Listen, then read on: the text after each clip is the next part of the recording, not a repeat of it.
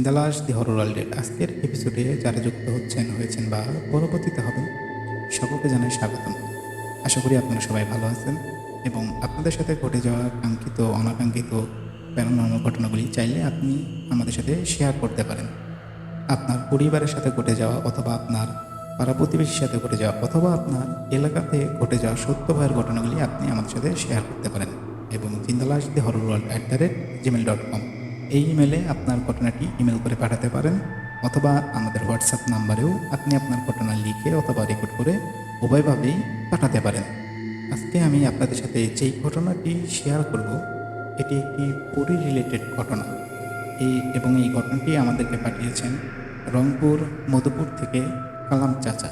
যেহেতু ওনার বর্তমান বয়স হচ্ছে 60-এর কাছাকাছি, তো সেক্ষেত্রে আমরা তাকে চাচা বলেই সম্বোধন করব এবং আশা করি ঘটনাটি আপনাদের সকলের কাছে অনেক ভালো লাগবে।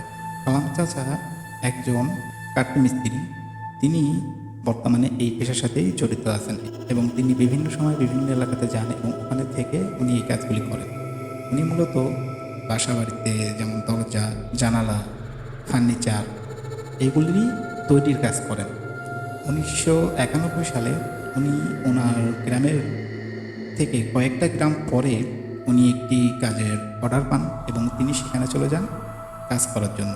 এবং ওনার আরেকটি গুণ ছিল, কাজের পাশাপাশি উনি বাঁশি বাজাতে খুব ভালোবাসতেন এবং উনি অনেক সুন্দর করে বাঁশি বাজাতেন এবং উনি বাঁশি বাজাতে খুবই পছন্দ করেন। এই অভ্যাসটা ওনার এখনও আছে। উনি এখনও মাঝে মাঝে সময় পেলে বাঁশি বাজান। কিছুটা বর্ণনা আপনাদেরকে দিয়ে রাখা উচিত। উনি যেই গ্রামে কাজে যান, ওই গ্রামে যেই বাসায় কাজে যান, ওই বাসাটা ছিল গ্রামের একদম শেষ প্রান্তে এবং ওই বাসার আশেপাশে বেশিরভাগই চাষি জমি, মাঠান জমি এগুলি ছিল এবং এক সাইডে একটি বড় মেহগনি বাগান ছিল এবং ওই মেহগনি বাগানের পাশেই ছিল একটি পুকুর। তো ওই বাসার যারা ছিলেন তারা অধিকাংশ সময় ওই পুকুরে দেখা যাচ্ছে ওনাদের নিত্য প্রয়োজনীয় যে কাজগুলি এগুলি ওই পুকুরেই সারতেন। আর তখন তো আসলে প্রত্যেকটা বাসায় কল ছিল না। তো উনি যাওয়ার পরে ওনার মতো উনি কাজ কাম শেষ করে, তো ওনার যেহেতু পূর্ব থেকে একটা অভ্যাস ছিল যে রাত্রে বাঁশি বাজানোর, তো সন্ধ্যার পরে উনি ওই পুকুর পাড়ে বসে উনি বাঁশি বাজাতেন। প্রথম দিন বাজান, কাজকাম শেষ করে বাঁশি বাজিয়ে এবং রাত্রে খাওয়া দাওয়া শেষ করে উনি তাড়াতাড়ি ঘুমিয়ে যান, যেহেতু সকালে পরের দিন আবার ওনার কাজ করতে হবে, করে ঘুমিয়ে যান এবং পরের দিন সারাদিন উনি ওনার যে কাজ করে আবার সন্ধ্যার পরে কাজকাম শেষ করে ওই পুকুর পাড়ে বসে উনি বাঁশি বাজান। তো দ্বিতীয় দিন উনি ফিল করেন যে আশেপাশের থেকে কেমন যেন একটা নুপুরের শব্দ পাচ্ছেন। তো উনি চারিদিকে খোঁজার একটু চেষ্টা করেন, কিন্তু চারিদিকে খোঁজে ঠিকই, কিন্তু অন্ধকারের মধ্যে তো উনি এভাবে কাউকে দেখতে পারেন না। কিন্তু উনি বারবার যখন এরকম নুপুরের আওয়াজ ওনার কানে আসে, তো উনি চিন্তা করে যে এমন হতে পারে, হয়তো বা আমি তো এলাকাতে নতুন, হয়তো আশেপাশে কোনো বাসা থেকে কোনো মেয়ে দূরে দাঁড়িয়ে ওনার বাঁশির শব্দ শুনছে। তো উনি এটাই চিন্তা করে। আর ওই সময়টা ছিল এমন যে একজন মেয়ে কখনোই অজানা কোনো পুরুষের সাথে হঠাৎ করেই কথা বলতেন না। এই কারণে উনিও এই জিনিসটা স্বাভাবিকভাবেই নেয়, হয়তো আশেপাশে কেউ আছে বা দূর থেকে হয়তো ওনার বাঁশির শব্দ শুনছে, একদম স্বাভাবিকভাবেই নেন। তো উনি ওনার মতো বাঁশি বাজান, বাঁশি বাজিয়ে পরে আবার ওখান থেকে উঠে বাসায় চলে আসেন। এসে খাওয়া দাওয়া শেষ করে উনি ঘুমিয়ে যান।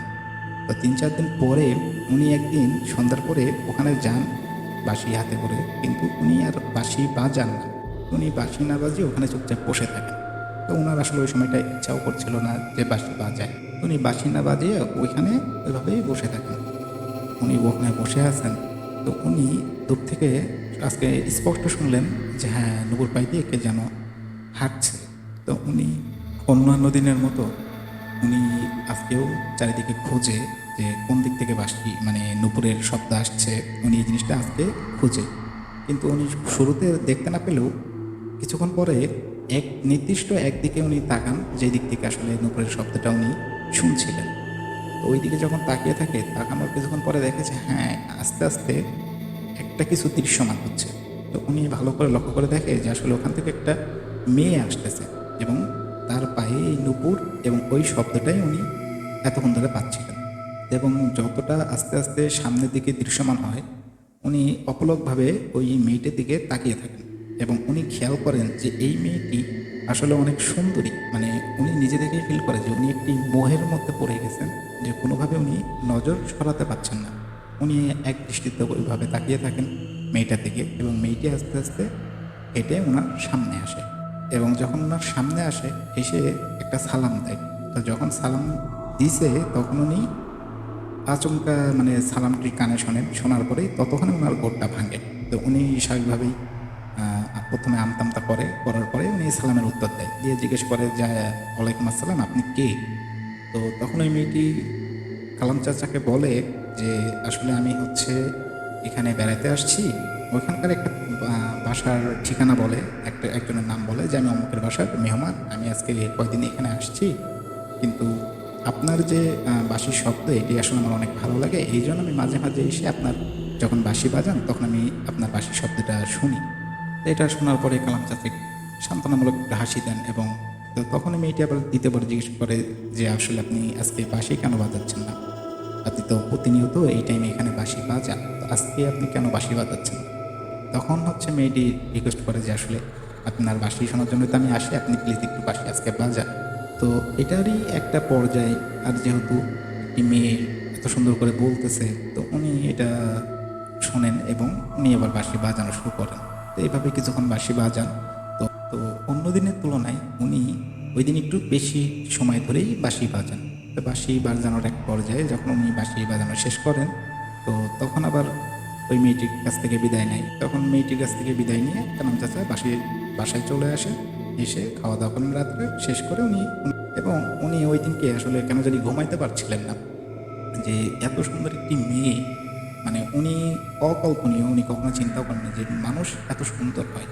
তো উনি এই জিনিসটা বারবার ভাবতে থাকেন, ভাবতে ভাবতে একটা সময় উনি ঘুমের রাজ্যে হারিয়ে যান। তো উনি স্বাভাবিকভাবে পরের দিন ঘুম থেকে উঠে ওনার মতো উনি সারাদিনের যে কাজ কাম থাকে এগুলি উনি করেন এবং সন্ধ্যার সময় ওইভাবেই বাঁশি বাজায় এবং ওই মেয়েটিও আসে, উনি ওনার সাথেও কথাবার্তা বলেন। তো এরকম করতে করতে মোটামুটি বেশ কিছুদিন ওনারা 8-10 দিন পার হয়ে যায়। তো এইভাবে উনি ওনার সাথে এইভাবে এরকমই কথা বলছেন, মেয়েটিও আসে বাঁশির শব্দ শুনে এবং এই কামাল চাচাও মেয়েটির প্রতি আস্তে আস্তে একটু দুর্বল হতে থাকেন। একজন মেয়ে এইভাবে প্রত্যেকদিন যাতায়াত করবে একটা মানুষের সাথে, ওঠা বসাতে এমনিতেই তার প্রতি একটা ভালো লাগা তৈরি হয়। তো ওরও স্বাভাবিক ওইভাবেই একটা ভালো লাগা তৈরি হয়, মেয়েটির উপরে ভালো লাগা কাজ করে।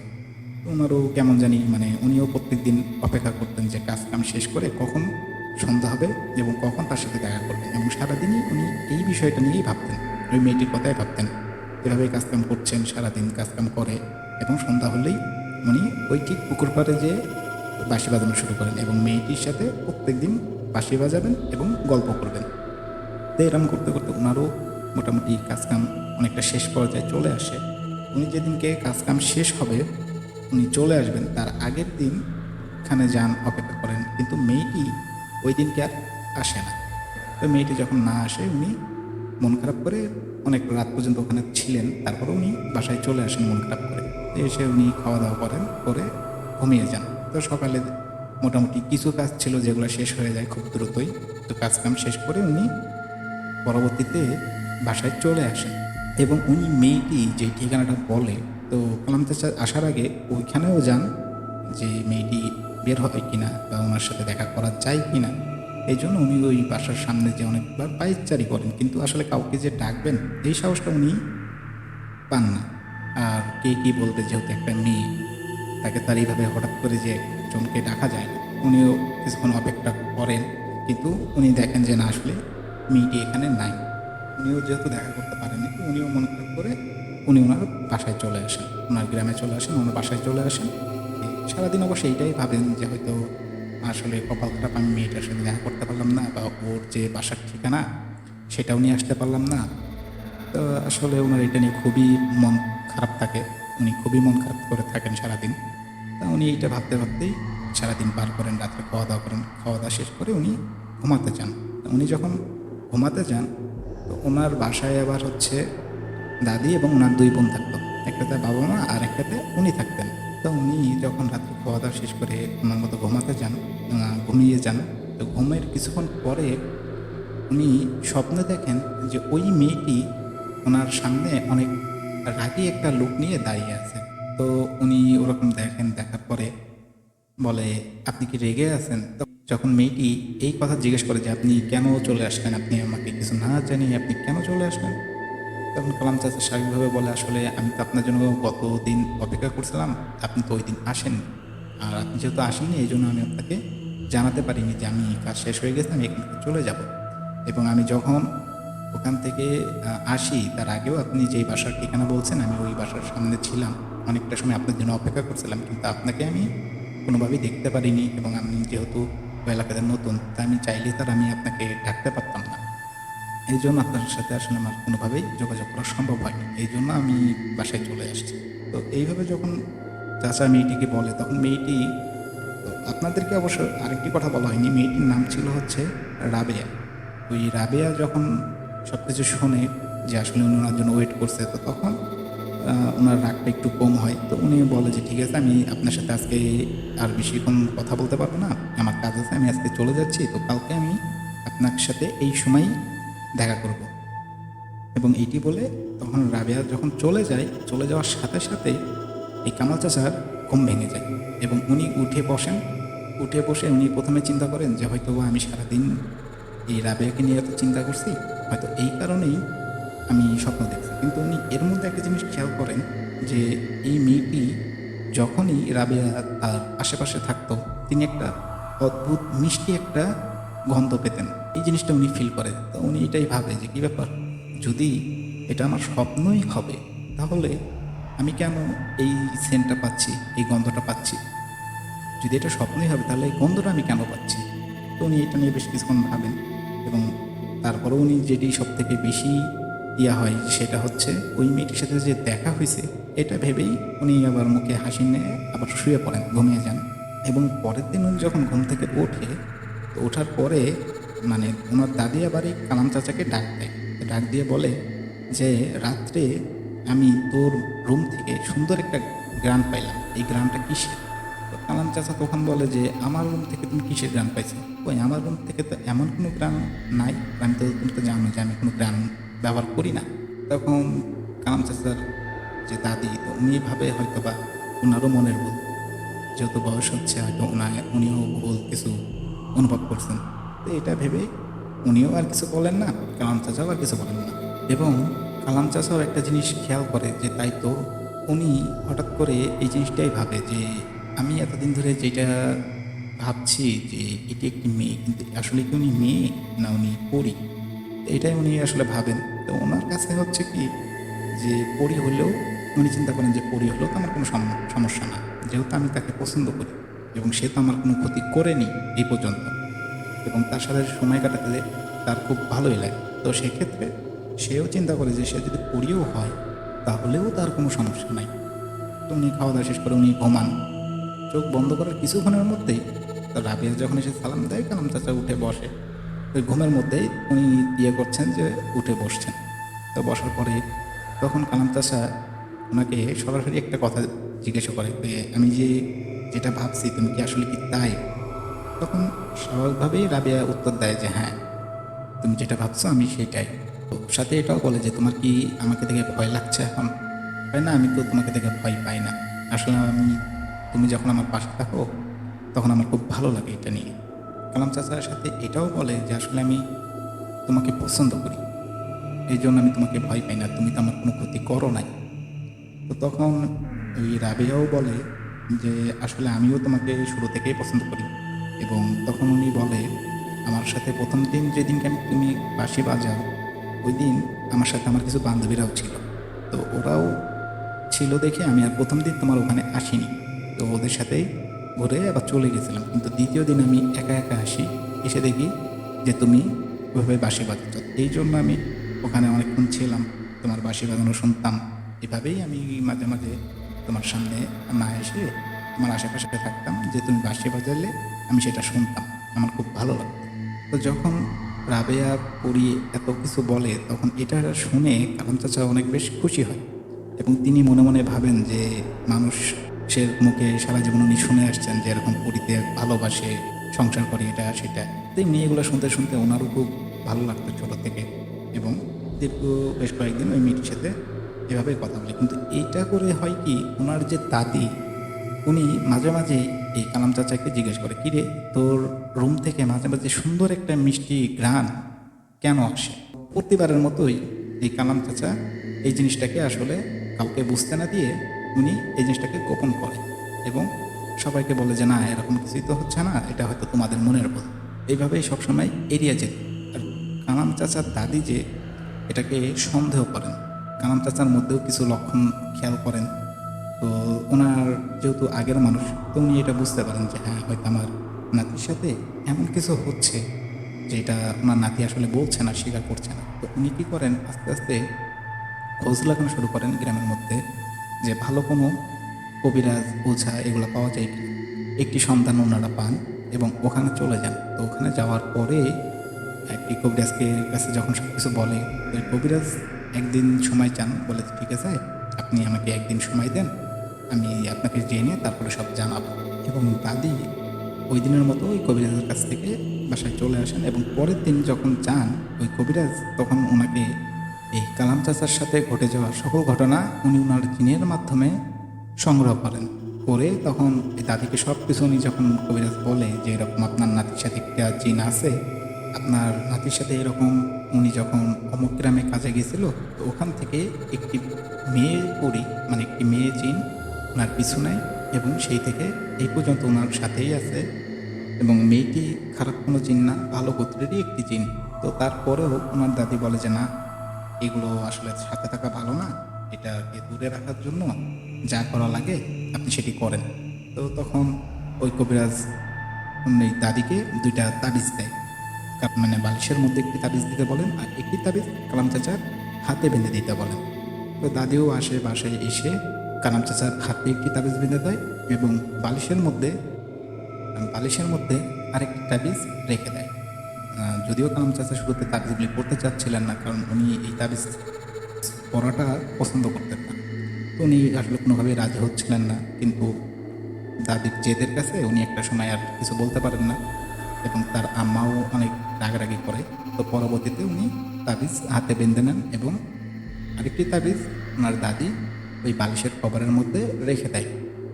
তো তাবিজ পরার পর থেকে কালাম চাচা রাত্রে ঘুমানোর পরেই দেখতেন যে মানে চোখ বন্ধ করার সাথে সাথেই পরীটি ওনার কাছে চলে আসতো। তো এখন ওই পরীটি কোনোভাবেই তার সামনে আসছে না এবং তিনি যখন তাকে স্মরণ করে তারপরেও সে চিন্তা করে যে এটা কেন হচ্ছে, এরকমভাবে 2-3 দিন পার হয়ে যায়, কোনোভাবেই পরীটিও তার কাছে আসছে না। তো উনি এটা নিয়ে খুব চিন্তার মধ্যে পড়ে যান যে কোনো সমস্যা হলো কি না। তো ওনার তখন খেয়াল হয় যে যেদিনকে ওনার দাদি ওনার হাতে তাবিজ পরায় দিছে, তখন থেকেই আসলে যে রাবিয়া পরি উনি কোনোভাবেই ওনার কাছে আসছেন না। তো এই তাবিজটি উনি হাত থেকে খুলে ফেলেন। তো খুলে ফেলার পরে উনি যখন ঘুমান, তো মানে শোয়ার চোখ বন্ধ করার কিছুক্ষণ পরেই উনি দেখেন যে ওনার যে পরিটা ওনার থেকে অনেকটা দূরে দাঁড়িয়ে আছে এবং কান্না করতেছে। তো এইটা দেখার পরে তখন ওইভাবেই বলে যে কী ব্যাপার, তুমি আমার কাছে আসতেছো না কেন, কী হয়েছে তোমার? তখন পরিটা বলে যে আমি তোমার কাছে কীভাবে আসবো, এই তাবিজের কারণে আমি তোমার কাছে আসতে পারছি না এবং এখনও পর্যন্ত তোমার বালিশে একটা তাবিজ আছে, আর এই তাবিজটার কারণে আমি কোনোভাবেই তোমার কাছে আসতে পারবো না। এবং এই কথাটা যখন কালাম চাচা শোনে, তো উনি সাথে সাথে উঠে কী করে, ওই বালিশের থেকে দ্বিতীয় যে তাবিজটি ছিল এটিও খুলে বের করে ফেলেন এবং তাবিজটা ফেলার সাথে সাথেই দেখে যে রাবিয়া পরি ওনার সামনে দাঁড়িয়ে আছে। পরিটা অনেক কাঁদতেছে। তো বলে তুমি কান্না কেন করতেছো? তখন এই রাবিয়া পরি বলে যে হয়তো আমি ভেবেছিলাম যে তোমার সাথে আমার আর দেখা হবে না। তো এই অবস্থা দেখে কামাল চাচারও কেন জানি অনেক কষ্ট লাগে। তো কামাল চাচা বলে যে আমারও খুব খারাপ লাগছে, আমিও তো তোমাকে ছাড়া থাকতে পারবো না, এখন কী করা যায়? তখন আবার এই রাবিয়া পরি বলে যে ঠিক আছে, তুমি কি আমার সাথে যাবে? তখন কালাম চাচা তো যেহেতু আগে থেকেই ওনাকে খুব ভালোবাসতেন, পছন্দ করেন, বলে যে হ্যাঁ, তুমি যেখানে নিয়ে যাবা আমি সেখানেই যেতে রাজি আছি, আমি সেখানেই থাকতে পারবো, আমার কোনো সমস্যা হবে না। তখন পরি বলে আচ্ছা ঠিক আছে, তাহলে তুমি এক কাজ করো, তুমি তোমার চোখ বন্ধ করো, আর আমি যতক্ষণ না বলবো যে তুমি চোখ খোলো ততক্ষণ তুমি চোখ খুলবা না, তুমি চোখ বন্ধ করো। তো কালাম চাচাও স্বাভাবিকভাবে চোখটা বন্ধ করেন এবং উনি খালি এতটুকু ফিল করেন যে পরিটি ওনার হাত ধরছে। মানে ওনাকে যখন আবার দ্বিতীয়বার বলে যে ঠিক আছে এখন তুমি চোখ খোলো, উনি যখন চোখ খোলেন, চোখ খুলে দেখে যে উনি একটা পাহাড়ের ঢালে দাঁড়িয়ে আছেন এবং ওইখানে একটি কুঁড়ে ঘর আছে এবং ওই কুঁড়ে ঘরের সামনে উনি দাঁড়িয়ে আছেন। উনি জাস্ট এতটুকু দেখেন, দেখার পরে বলে যে, "এটা তুমি কোথায় নিয়ে আসছো আমাকে? আমরা কি পৃথিবীতেই আছি?" তখন রাবেয়া পরী বলে যে, "হ্যাঁ, আমরা এখনও পৃথিবীতেই আছি এবং এটা আমরা অনেক দূরে আছি। এখানে তোমার পরিবারের কেউ তোমাকে খুঁজে পাবে না। তোমার কি এখনও চিন্তা করে দেখো, তোমার কি এখনও মনে হয় যে তুমি আমার সাথে থাকতে পারবে? তুমি যদি চাও তো আমি এখনও তোমাকে তোমার বাসায় দিয়ে আসতে পারি।" তো কালাম চাচা বলে যে, "না, আমি কারোকে লাগবে না, আমি শুধু তোমার সাথেই থাকবো। আমি তোমার সাথেই থাকবো, এখানেই থাকবো।" মানে কালাম চাচা যখন এই কথা বলে, এটা বলার শোনার পরে পরীটাও হাসে, বলে, "আচ্ছা ঠিক আছে, আমরা এখানেই থাকবো।" কালাম চাচা ওইখানেই থাকে। কালাম চাচা আর ওইখান থেকে কোথাও যায় না।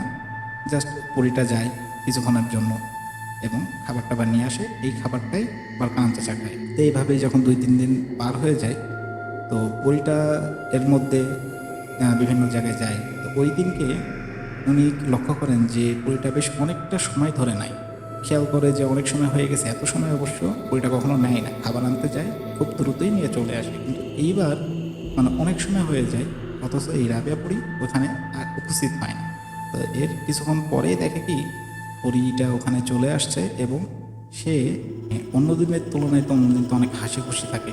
তা আজকে কেমন জানি একটা মলিন ভাব ওনার ভিতরে এবং উনি মনে হচ্ছে যে প্রচুর কান্নাকাটি করছে, এরকম একটা অবস্থা। তো কালাম চাচা এটা দেখার পরে জিজ্ঞেস করে যে, "তোমার কি হয়েছে? তুমি এরকম লাগছে কেন তোমার?"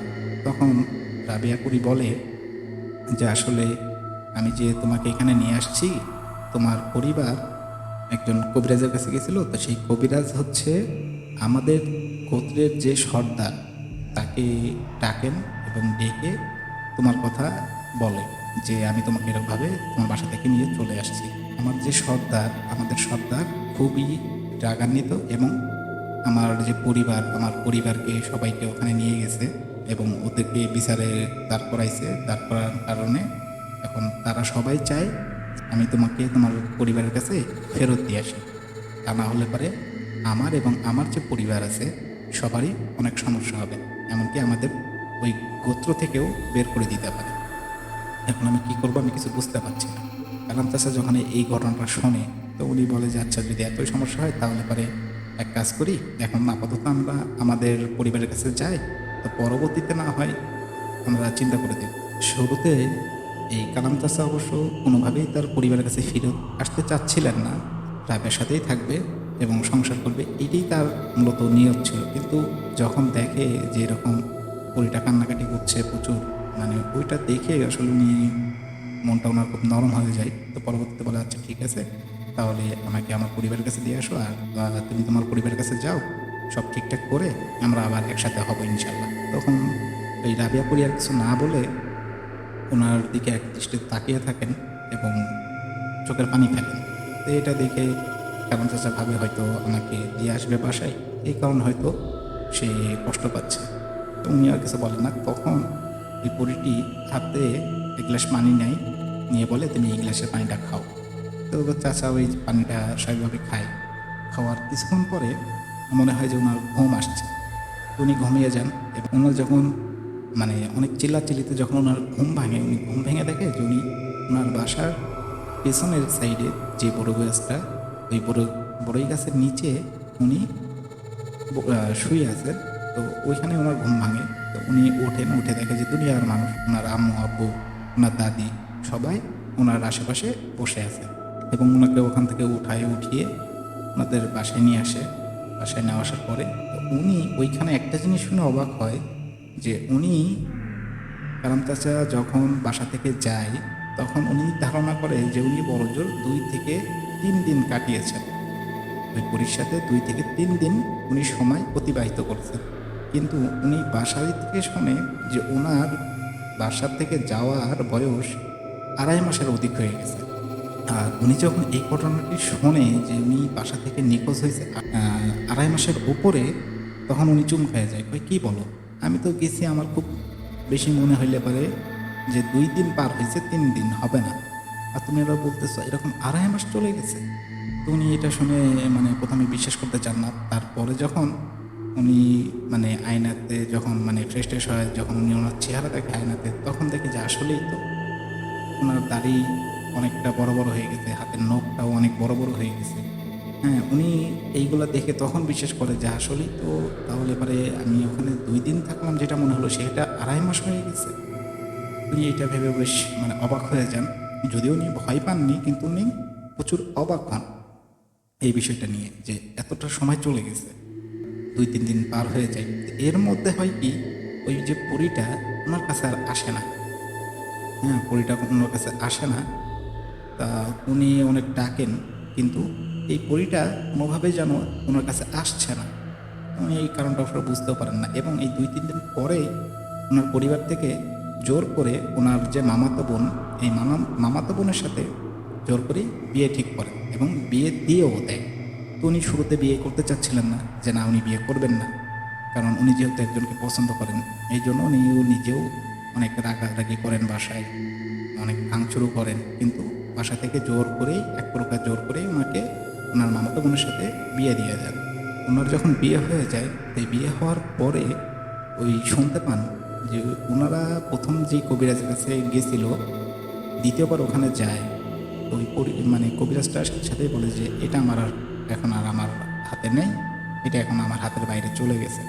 তোমাদেরকে তো আমি শুরুতেই বলছিলাম যে একটু নজরে রাখবা, যেন কোনোভাবেই এই তাবিজটা ৪০-৪১ দিনের আগে না খোলে। তো তোমরা তো এটা শুরুতেই উপেক্ষা করছো, তোমরা তো আসলে এটা রাখতে পারো নাই, তোমরা তো নজরে রাখতে পারো নাই। এখন আর এটা আমার হাতে নাই, আমি আর এখন কিছু করতে পারবো না। তো তোমরা এক কাজ করো, তোমরা আরও ভালো কাউকে খোঁজো, হয়তো সে কিছু করতে পারবে, কিন্তু আমি করতে পারবো না। তো এইভাবে নিরুপায় হয়ে যখন ওখান থেকে ফিরে আসে, এসে বিভিন্ন দিকে খোঁজ খবর লাগায়। তো লাগাইতে লাগাইতে ওনারা কয়েক গ্রাম পরে আরেকজনের খোঁজ পায়, এবং সেখানে যায়। তিনি খুবই পরেশগার একজন মানুষ, ৫ ওয়াক্ত নামাজ কালাম করে। তো ওনার কাছে যখন যায়, তো উনি সব ঘটনা শোনেন, শুনে বলে যে ঠিক আছে, আমাকে একটা দিন সময় দাও, তা আমি আগে খোঁজখবর নিয়ে আমি জানি বিষয়টা, তারপর আমি তোমাদেরকে জানাবো। তো ওনারা ওই দিনের মতো ওখান থেকে ঘুরে চলে আসেন। পরের দিন যখন আবার ওনার দাদি, ওনারা আম্মা যখন ওই হুজুরের কাছে যান, তো তিনি ওনাদেরকে বলে যে আসলে আমার অধীনে যারা আছে, যারা আমাকে বিভিন্ন কাজে সহযোগিতা করে, এই টাইপের কিছু ভালো ভালো জিন আছে। তা আমি ওনাদের মাধ্যমে যেই বুড়িটা নিয়ে গেছিল তার সর্দারের সাথে সাক্ষাৎ করতে সক্ষম হয়েছি, এবং তাকে আমি বোঝাতেও সক্ষম, এবং সে নিজেও এটা জানতো না যে এরকম কিছু করছে, এটা উনি জানতেন না। তো আমি যখন ওই জিন্নের সর্দারকে এই ঘটনাগুলো বলি, তো উনি এটা শোনায়, উনি নিজেও মানে হতবাক হন, এবং উনি বলেন যে ওনার গোত্রের যত জিন আছে সবাইকে উনি আগে থেকে এটা নিষেধ করে রাখছেন যে তোমরা কখনো কোনো মানুষের সান্নিধ্যে যাবে না, এবং সবসময় মানুষের থেকে দূরে থাকবে। তারপরেও যেহেতু একজন এই কাজটা করছে, তো উনি এটার বিচার উনি করবেন, এবং এমনভাবে করবেন যাতে পরবর্তীতে ওনার গোত্রের যারা আছে তারা যেন কখনো দ্বিতীয়বার এমন কাজ না করে, এবং তিনি এটার ওয়াদাও করে গেছেন। তা আশা করি তো তোমরা খুব তাড়াতাড়ি তোমাদের নাতিকে ফিরে পাবা। তোমরা বাসায় যাও, তোমরা এটা নিয়ে আর চিন্তা করো না, ইনশাল্লাহ এটার সমাধান হয়ে যাবে। তবে হ্যাঁ, তোমার নাতি বাসায় যখন আসবে, তাকে যত দ্রুত সম্ভব তার বিয়েটা সম্পন্ন করবা। ইনশাল্লাহ বিয়ের পরে আর কোনো সমস্যা হবে না। উনি কালাম চাচা এই পর্যন্ত অনেকবার চেষ্টা করছেন যে তার সাথে দেখা করার, কথা বলার, কিন্তু এই পর্যন্ত ১৯৯১ সাল থেকে শুরু করে এই পর্যন্ত তিনি আর দ্বিতীয়বার তাকে কখনো দেখেন। তবে কালাম চাচা এখন পর্যন্ত অনেক ভালো আছেন। সে যে বিয়ে করছে, এই সংসারে তার এখন ৩ ছেলে মেয়ে, কিন্তু আল্লাহর রহমতে তার আর কোনো সমস্যা হয়ওনি, এবং শুরুতেও কোনো সমস্যা হয়নি। জাস্ট সে চেয়েছিল যে বইটা একসাথে বিয়ে করে একসাথে সংসার করতে, এই জিনিসটা তার পূরণ হয়নি। এখন আসলে আল্লাহ যেটা রাখেন কপালে সেটাই হবে। তো মানুষ চাইলে তো অনেক কিছু করতে পারে না, তারপরেও আলহামদুলিল্লাহ তিনি অনেক ভালো আছেন, সুখে আছেন, সুখে সংসার করছেন। এই ছিল প্রিয় লিসেনার্স আজকের ঘটনা। আশা করি ঘটনাটি আপনাদের সকলের কাছে অনেক ভালো লাগবে, এবং আপনারা যারা আমাদের সাথে আপনাদের ঘটনা শেয়ার করতে চান, তারা অবশ্যই jindalasthehorror@gmail.com এই ইমেল করে ঘটনা পাঠাতে পারেন, অথবা আমাদের দেওয়া হোয়াটসঅ্যাপ নাম্বারেও আপনি আপনার ঘটনা লিখে অথবা রেকর্ড করে উভয়ভাবেই পাঠাতে পারেন। আসসালামু আলাইকুম।